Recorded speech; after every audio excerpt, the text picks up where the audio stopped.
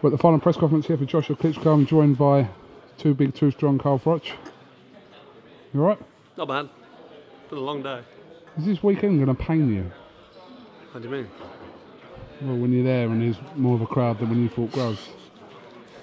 It amazes me that people tweet, "Oh, Froch has got just broke the 80,000." It's just pathetic. But there you go.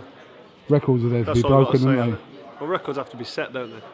First. But the more I go on about George Groves and myself was the first people to do Wembley, and we sold 80,000, and you know, first never follows. The more I'll say, the more negative it looks. Okay. But it looks like I'm bothered, but 80,000 was immense. It was amazing. Look at the result. How can I not do anything but smile about Wembley when I was here 3 years ago, would you believe? But no, Joshua's got to do the business. It's not going to be easy. Klitschko seems to be like, I don't know, he's not saying much, is he? But his training, he looked good, he's saying all the right things, and then when the closer the fight gets, you start thinking about the experience at this level and the lack of experience at this level for Joshua. So hopefully he'll be all right, he'll do the business, but I'm already nervous for him. This is going to be a tough test. Is there more unanswered questions about Klitschko going into this fight rather than Joshua for you? There's not, well, unanswered questions for Klitschko would be, has he still got it? Is he too old? He's been out 2 years. He's not done anything since losing to Fury. But no, I think the unanswered questions are Joshua, because we don't know what he's going to be like. I mean, we saw Dylan White clip him on the chin, and we saw the effects, and he recovered and got the job done. But that was Dylan White, not Vladimir Klitschko. So if Klitschko catches him at all with them counter right hands that he throws off his back foot, counter punch, we don't know what Joshua's going to do, how he's going to react. I think he'll be okay. Hopefully he won't get caught, but we just don't know, and it's a big unanswered question at the top level on a big platform. We just don't know how Joshua's going to respond. But I strongly believe if he listens to Rob McCracken and believes in himself, that's all he's got to do. Turn up, believe in himself, which I think he does, because he's so confident and relaxed before every fight, every time I see him. And then just listen to Rob. Just whatever Rob says after round one, if it's not going your way, or if you're trying to force your work and you're walking onto the odd shot and you can't get your range, just relax, listen to Rob. He knows what to say, he knows what to do. It's 12 rounds, it's a long time, 12 rounds of boxing. And Klitschko's an old man. I think Joshua's going to be absolutely fine, but there's always that big question mark. It's a two-horse race, it's heavyweight boxing, anything can happen. But I think Josh will be fine. I think he'll be all right. He's good. He's just not nervous, is he? He just don't care less. He just turns up and says, Klitschko's a stepping stone. Almost like it's a formality. It's amazing at the press conference. There was no need, or there was no attempt from Klitschko to try and get under his skin. I thought he was going somewhere with that thing he's putting in his robe, but that was just a charity plug, which is nice. But there was nothing, was there? There was no real, I'm excited now. There's no Rubik's Cube being played. No Rubik's Cube getting played. You'd expect something, though, wouldn't you? You'd expect something to be going off. But it's not. Just looking forward to it now, looking forward to that first bell. If the fight creeps into the second half, what will you start thinking then? I don't know, because you've got Joshua's inexperience at anything past round 7, then you've got Klitschko's old man legs. So it's going to cancel itself out, the distance. And I've seen Joshua spar 12 rounds quite a few times. I know he's fit and capable. I know he's not fighting, and he hasn't got experience at World Championship level over 12 rounds, but he's more than physically capable of doing 12 rounds. I know for a fact he is. So as the fight goes on, I'm just going to be thinking about Vladimir Klitschko's old man legs and how my legs feel at 39. Still in my 30s.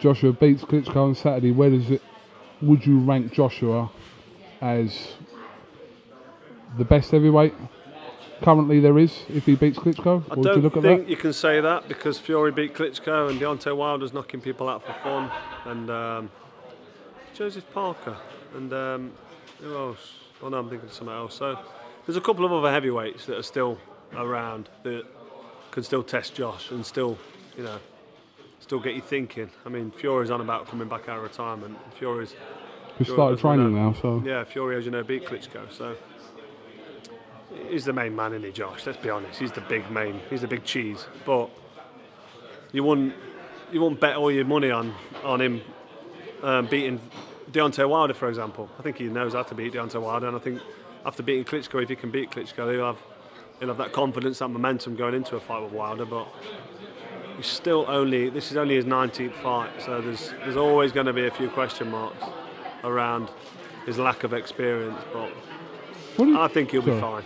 What do you think Tyson Fury will be thinking watching that this weekend, having already the first man to beat him in 10 years? Did you just ask me what I think Tyson Fury will be thinking? Yeah, I've just heard it back in my head. What will Tyson Fury be thinking? Fucking hell, where do I start? What will he be thinking? Watching that, what do you think? A little. Hopefully, he'll be getting a bit wound up, thinking, I beat Klitschko. I beat him fair and square. And Klitschko was what, 36 when he fought him? Or was he even younger? No, Klitschko. No, how old was he when he fought Josh? When he fought 39. Was he 39? How well, long yeah, ago? because it was about 17 months ago. For 2 years ago. Oh, he's 41, Klitschko. Yeah. He's older than I thought. So, I think Fury will be thinking, I'm a little bit wound up here. I'm a bit annoyed. I've let it go a bit. I've not been in the ring. I've not boxed since beating Klitschko, and now the big hype and the big pay-per-view and the, he calls him Flex, doesn't he, Joshua? He'll be missing it, I hope.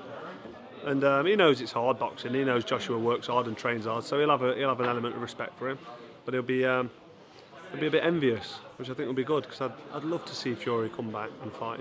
He's a brilliant addition to the heavyweight division. I like him. I think he's great, and it'd be great to see him back. And I think he can do some damage well, we know he can do some damage at heavyweight, but hopefully he can come back to his old form. How big is Joshua and Fury in this country? Joshua Fury is a massive fight, but Joshua needs to come back, wipe somebody out, and then he needs to fight a bit of a name, wipe them out. Fury, I mean, yeah. Fury, yeah. And then he can fight. He can fight Josh, and give us all a great fight. Okay, Carl Froch. Is that it? Yeah, it was just I only said I wanted a minute off you. True. I'm going to get a sandwich then. I know you want to get a sandwich, I know you're going, so. Not eaten since 9 o'clock, so I've got to get off. Bit of a boring presser though, wasn't it? Well, it is what it was, wasn't it? Yeah, very disrespectful. Classy guy, Klitschko. And Joshua was the humblest aspiring billionaire I've ever seen. How far are you off of being a billionaire? It's like 1,000 million, isn't it? There's a lot of noughts in a billion, isn't there? It's 1,000 million. I don't think I ever want to be a billionaire. No. More money, more problems. Have you heard that one? Yeah. I'm very comfortable and happy and relaxed. I play tennis every day. Content. I play tennis every day. That's my brother Lee Froch who wins, the renovator. Ask him who wins. I will do. And he'll tell you he wins. He's got the big brother edge. All right, mate. Anyway, pleasure. Thank you.